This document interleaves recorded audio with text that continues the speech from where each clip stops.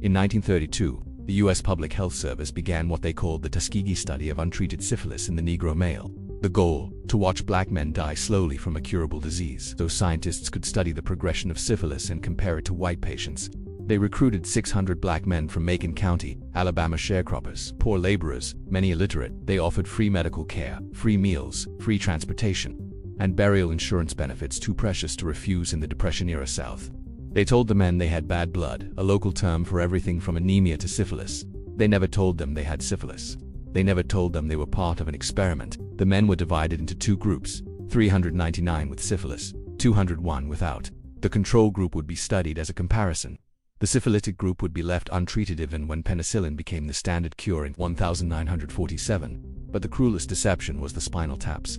Doctors told the men these were special free treatments for their bad blood. In reality, the spinal taps were purely diagnostic painful procedures to extract cerebrospinal fluid and study how syphilis affected the nervous system. They were performed repeatedly over decades, often without anesthesia, leaving men with lifetime injuries, paralysis, and chronic pain. Nurse Eunice Rivers, a black woman hired to maintain trust with the community, drove the men to the clinic in her car. She gave them free aspirin, free hot meals, and promises of care.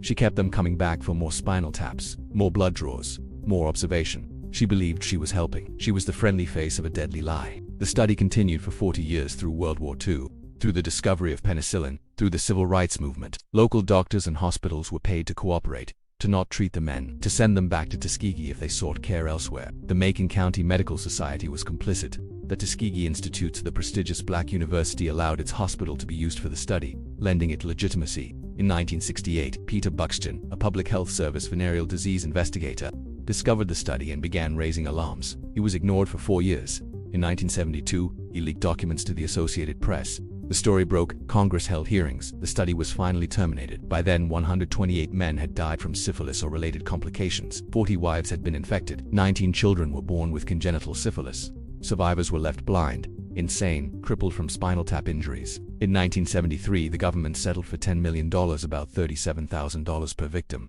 No researchers were prosecuted. No hospital administrators lost their jobs. The Tuskegee Institute issued no apology for decades. The damage extended far beyond the men. When the study was exposed in 1972, it created generational mistrust of the medical establishment among black Americans. Researchers later found that life expectancy for black men in the South fell by 1.4 years after the disclosure, not from the study itself but from the refusal to seek medical care afterward. The gap between black and white life expectancy widened. Vaccination rates in black communities dropped. The study became a foundational trauma, cited by anti-vaxxers, by AIDS conspiracy theorists, by anyone who believed the government would experiment on minorities and lie about it.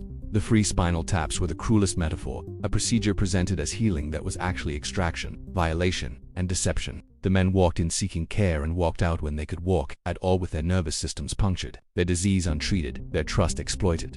In 1997, President Bill Clinton formally apologized. The last survivor, Ernest Hendon, died in 2004. The Tuskegee study remains the longest-running non-therapeutic experiment on human beings in American history, and the blueprint for how medical racism, government secrecy, and institutional complicity can turn public health into state-sanctioned torture. Subscribe for more.